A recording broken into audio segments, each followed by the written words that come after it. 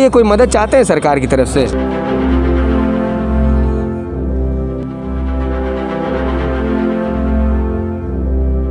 क्या बोलेंगे बात?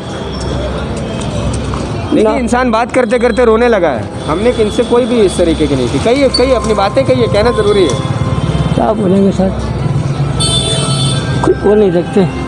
बोलने का हमारा क्षमता नहीं है कि हम क्या बोलें।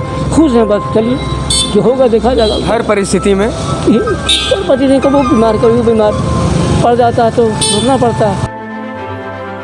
असर तो ये है हालात कि बिजनेस जो हम 200 रुपया ले जाते थे, आज 200 रुपये के लिए सोचना पड़ता है कैसे क्या होगा, घर में क्या सामान लेके जाएँ, बहुत चिंतित रहता है।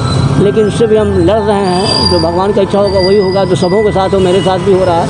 ऐसा नहीं कि सिर्फ हम ही दुनिया में हम अकेला ऐसा इंसान है कि जो हम पर स्थिति खराब आ रहा हो। नहीं, हमसे भी बुरे बुरे इंसान हैं जो बेचारे जो एक टाइम खाते हैं 2 टाइम नहीं खाते हैं। जिस तरीके से टेक्नोलॉजी एडवांस होती जा रही है, जिस तरीके से सभी जगहों पर डेवलपमेंट हो रहा है, चाहे वो इंफ्रास्ट्रक्चर को लेकर हो, चाहे वो स्कूल कॉलेजों को लेकर हो, मार्केट को लेकर हो, व्यवसाय को लेकर हो, बिज़नेस को लेकर हो, या फिर नौकरियों को ही लेकर क्यों ना हो। लेकिन एक चीज़ जो हमें देखने को मिल रही है, खासकर अगर पैंडेमिक के बाद की बात करें या फिर उससे पहले की भी बात करें, तो अमीर और गरीब और गरीब होता जा रहा है। उसके जेब पर और आर्थिक बोझ पड़ता जा रहा है और आर्थिक तंगी होती चली जा रही है। नमस्कार, जोहार, मैं सृजन और आप एक बार फिर से देखना शुरू कर चुके हैं सोशल संवाद। इस वक्त हम साक्षी बाज़ार में मौजूद हैं। हमारे साथ है मंजीत और हम यूं ही यहाँ से गुज़र रहे थे जब हमारी नज़र यहाँ पर पड़ी। पहले दिखा दीजिए कुछ कपड़े आपको यहाँ पर, बच्चों के जो गर्म कपड़े हैं, चाहे वो थर्मोकॉट हो, इनर हो, हाईनेक हो, लोअर वगैरह हो, ये सभी चीज़ें हमें यहाँ पर नज़र आई। और इन चीज़ों को बेचते यहाँ पर ये तजुर्बेकार बुज़ुर्ग हमारे बीच इस वक्त मौजूद हैं। और इनकी कहानी हम आपको इस वजह से दिखा रहे हैं कि आज जब युवा पीढ़ी इतनी ज़्यादा टेक्नोलॉजी में एडवांस हो गई है, इतनी ज़्यादा पढ़ी लिखी हो गई है, इतनी ज़्यादा जागरूक हो गई है, उसके बावजूद मेहनत करने से कहीं ना कहीं कतराती है। वहीं ऐसे भी लोग हैं जो चाहे कितनी ही विकट परिस्थितियाँ क्यों ना हो, लेकिन जब वो कुछ कमा कर जाते हैं तो ही घर में उनके चूल्हा जलता है। क्या नाम हुआ आपका? शोएब आलम। बातचीत करने के लिए स्वागत है सोशल संवाद में। उम्र कितनी हो रही है? आपका 66 चल रहा है सर। 66। कहाँ रहते हैं? जी, मानगो में रहते हैं, किराए का मकान। ये कब से कर रहे हैं? ये 18 बरस की उम्र से कर रहे हैं। जब 18 के थे तब से कर रहे हैं। अच्छा, आपके पिता क्या करते थे? पिता मजदूरी करते थे, लेकिन उस पार करने के बाद भी हमारे पास घर के बड़े थे तो हम लोग 5 भाई थे, 2 बहन थे, तो हमको निकलना पड़ा फेरी के लिए। तो पढ़ नहीं सके हम। 5 क्लास पढ़ने के बाद हम ख़त्म कर दिया। उसके बाद कलकत्ते में गए, वहाँ मालूल बेचे, फेरी किए, नौकरी किए। फिर हमारे एक रिश्तेदार थे, वो वहाँ से यहाँ आए, बुलाए हमको, हम यहाँ पर आकर शिफ्ट किए। उन्हीं के यहाँ सोना पड़ना था और इस तरह हम प्लेटफार्म पर इधर उधर फेरी करते रहे और अब तक यही चल रहा है हमारा जो है। और यही हमारा जो पूंजी है और यही हमारा चलन धन है। लेकिन भगवान की कृपा है कि 100, 150, 200 रुपया हो भी जाता है। और भी लोग हैं परिवार में? परिवार में कुछ बताइए उनके बारे में। कौन कौन है? हमारे 4 बच्ची थी जो 2 साल की शादी हो गई है जी। एक बच्चे हैं जो अभी नौकरी कर रहे हैं कलकत्ते में। 7000 मिलता है, 7000 रुपया करीब। कुछ भेजते हैं वहाँ से वो? जी हाँ, भेजते हैं, तभी तो चल रहा है ना। और किराया यहाँ पर अभी दिन में आप कितना कमा लेते हैं? ये देखिए, अभी जैसे कि अभी बैठे हुए हैं तो अभी तो 100 रुपये भी नहीं कमाए हैं। 100 रुपये भी अभी तक कमाई नहीं? अभी तो अभी बीच में जो कोरोना आया, लॉकडाउन आया, उसका असर आप पर कैसा पड़ा? असर क्या पड़ेगा सर, असर तो ये है हालात कि बिजनेस जो हम 200 रुपया ले जाते थे, आज 200 रुपये के लिए सोचना पड़ता है कैसे क्या होगा, घर में क्या सामान लेके जाएँ, बहुत चिंतित रहता है। लेकिन उससे भी हम लड़ रहे हैं। जो भगवान का इच्छा होगा वही होगा। जो सबों के साथ हो, मेरे साथ भी हो रहा है। ऐसा नहीं कि सिर्फ हम ही दुनिया में हम अकेला ऐसा इंसान है कि जो हम पर स्थिति खराब आ रहा हो। नहीं, हमसे भी बुरे बुरे इंसान हैं जो बेचारे जो एक टाइम खाते हैं 2 टाइम नहीं खाते हैं। और हम तो भाई भगवान का दया से 2 टाइम 3 टाइम तो दिन में 1 से 2 वक्त का चूल्हा जल जाता है? जी चल जाता है। अभी ऐसा भी नहीं होता है कि जो मतलब जो अच्छी चीज़ खाने के शौक़ होता है, जैसे कोई मीट मछली खाने का शौक़ होता है, तो उसमें क्या होता है कि सोचना पड़ता है कि कैसे क्या किया जाए। अब 4 परिवार को हमको सबको लेके चलना। और घर पे छोटे बच्चे भी हैं? जी नहीं, छोटे नहीं हैं, वो बड़े बच्चे थे तो नौकरी करते हैं। और इसी तरह चल रहा है। जो भी हमारी पूंजी लागत यही है, डेली लेना है, डेली बेचना है। तो सरकार की तरफ से कोई मदद? नहीं, कोई मदद नहीं हमको। तो राशन वगैरह कुछ नहीं? कोई राशन कार्ड ही नहीं आज तक हमको मिला। राशन कार्ड भी नहीं बना? नहीं बना के हम 2-3 मरतबा हम उस पर अप्लाई भी किए। हमारी बच्ची थोड़ा पढ़ी हुई थी तो बेचारे जमा भी किए।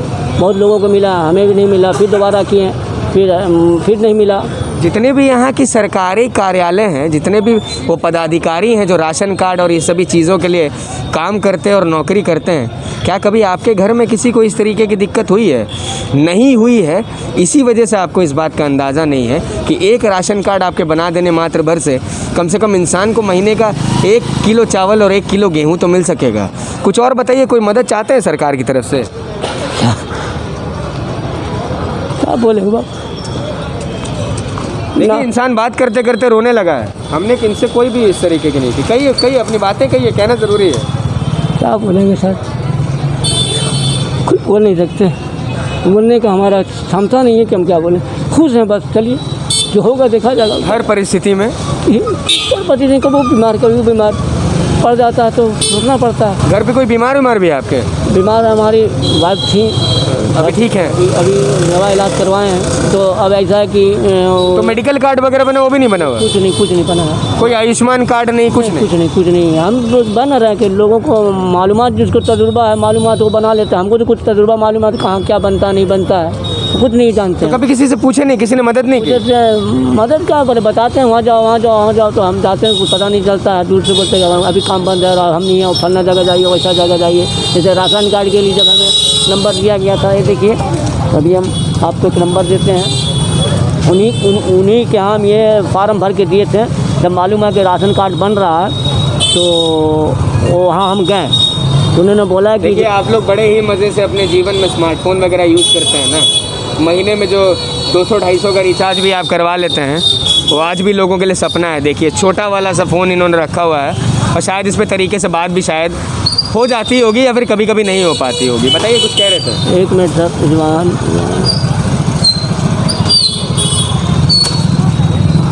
भरे थे, अप्लाई किए थे, उसका ही नंबर था। हाँ, तो वो नंबर कहीं जा कर के बताए नहीं? हम नंबर तो हम कॉल किए तो उन्होंने बोला कि आप आइए। जब हम आ गए तो हमने अपना नाम बताया, बोले आपका नहीं आया और वो अभी तक नहीं आया? और लोगों को मिल गया था, बोले कि सबको मिल गया, हमको नहीं मिला। बोले हम नहीं कर सकते। कौन सा जगह बताएं कि जाइए वहाँ जाकर ये कीजिए, समझिए और वहाँ पता लगाइए। तो हमको कुछ तजुर्बा नहीं था, फिर हम छोड़ दिए कि जाओ जो हुआ। चलिए ठीक है, आप रोइए मत जीवन में, ठीक है।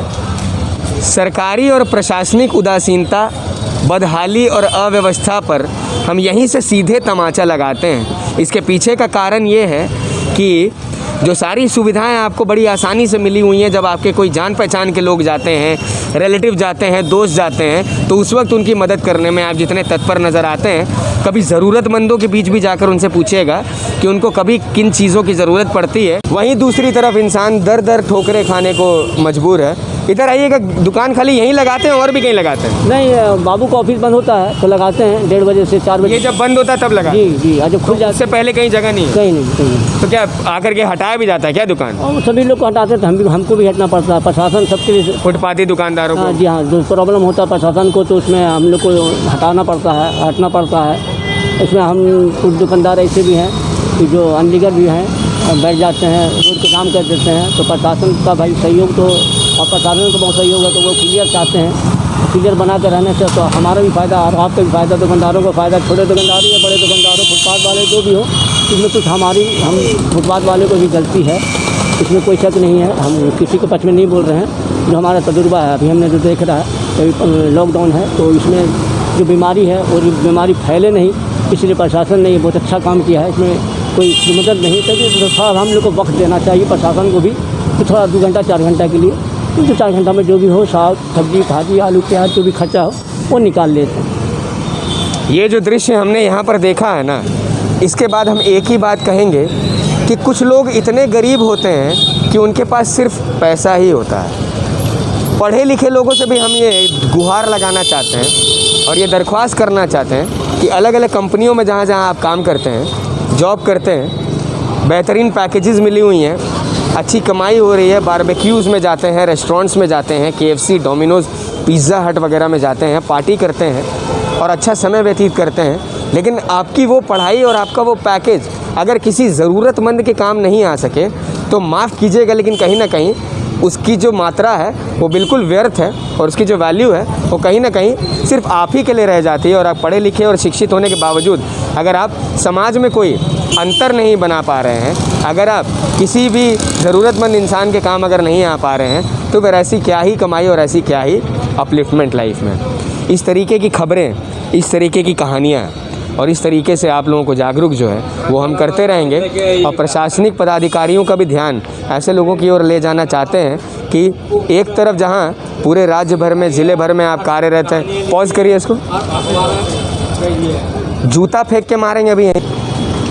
सरकारी अफसरों से भी ये कहना चाहते हैं कि कभी बाहर निकलिए अपने दफ्तरों से, अपने कार्यालयों से बाहर निकलिए और जा कर के लोगों के बीच जाइए और जा कर के पूछिए किस तरीके की दिक्कत है। अभी जब बाहर निकल के जाएंगे, किसी के पास मेडिकल कार्ड नहीं है, राशन कार्ड नहीं है, आयुष्मान कार्ड नहीं है, कोई सुविधा नहीं मिल पा रही है, तो इतनी बड़ी बड़ी योजनाएं बनाई किस लिए जा रही हैं? शिलान्यास उनका किस लिए किया जा रहा है? ताकि नेता, मंत्री और जनप्रतिनिधियों और सरकारी और प्रशासनिक पदाधिकारियों की जेबें भर सके। ये बदलता जमशेदपुर है, ये बदलता झारखंड है, ये बदलता पूर्वी सिंहभूम है। ऐसा हम कतई किसी भी तौर पर होने नहीं देंगे। अन्य किसी टॉपिक पर मुलाकात होगी, लेकिन इस वीडियो को भी देख लीजिएगा, शेयर कर लीजिएगा। हो सकता है कि आपके इस वीडियो देखने और शेयर करने मात्र भर से एक गरीब के घर में 2 वक्त का चूल्हा जल सकेगा। हमारे साथ इस वीडियो को रिकॉर्ड कर दे मंजीत। अब अन्य किसी टॉपिक पर मुलाकात होगी, तब तक के लिए देखते रहे सोशल संवाद न्यूज़ झारखंड। मैं सृजन मिश्रा, जय हिंद दोस्तों।